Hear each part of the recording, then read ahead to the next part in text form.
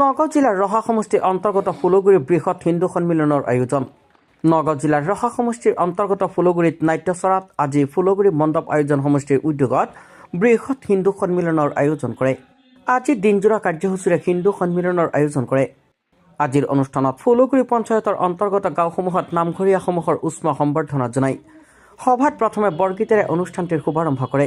তাৰ পাছত স্থানীয় মহিলাসকলে সমবেত সংগীত পৰিৱেশন কৰে। তাৰ পাছত মুকলি সভা অনুষ্ঠিত হয়।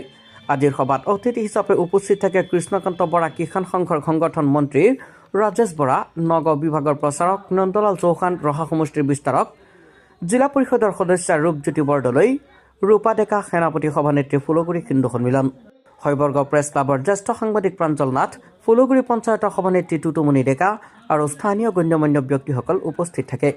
আজি অনুষ্ঠানটো পৰিচালনা কৰে ফুলগুৰি হিন্দু সন্মিলনৰ সম্পাদক কমল চন্দ্ৰ বৰকাকতিয়ে।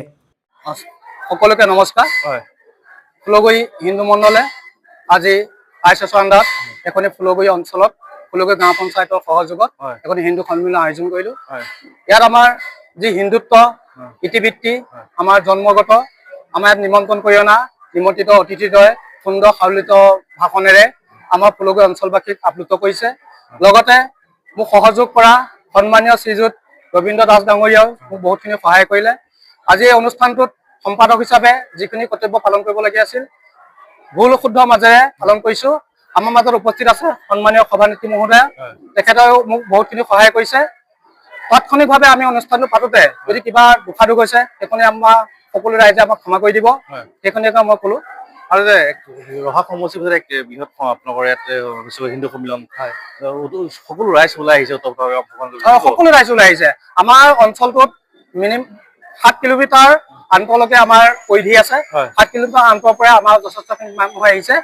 সকলো আই মাতৃ তথা ভাতবৃন্দ, লগতে আমি আমাৰ ফুলগুৰি গাঁও পঞ্চায়তৰ অন্তৰ্গত 25 ভাগ নামঘৰ আছে, 10 ভাগ আমাৰ থান আছে আৰু 5 ভাগ শিৱ মন্দিৰ আছে। সকলো নামঘৰীয়াক আমি একত্ৰিত কৰি আজি এই সন্মিলনতে তেখেতসকলক আমি একোখনকৈ ফুলাম গান চলাই তেওঁলোকক আমি সেৱা যাচিছো। কাৰণ কিয় যাচিছো, তেওঁলোকৰ দ্বাৰাই আমি আজি হিন্দু সমাজত একত্ৰিত হ'ব পাৰিছো।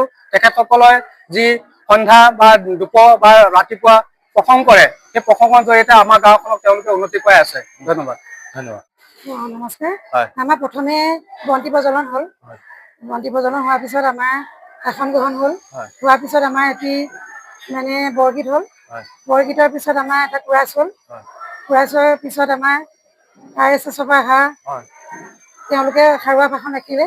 তাৰপিছত আমাৰ এটা সত্ৰীয়া নৃত্য হ'ল। সত্ৰীয়া নৃত্যৰ পিছত আমাৰ সভা সামৰি আহিছে।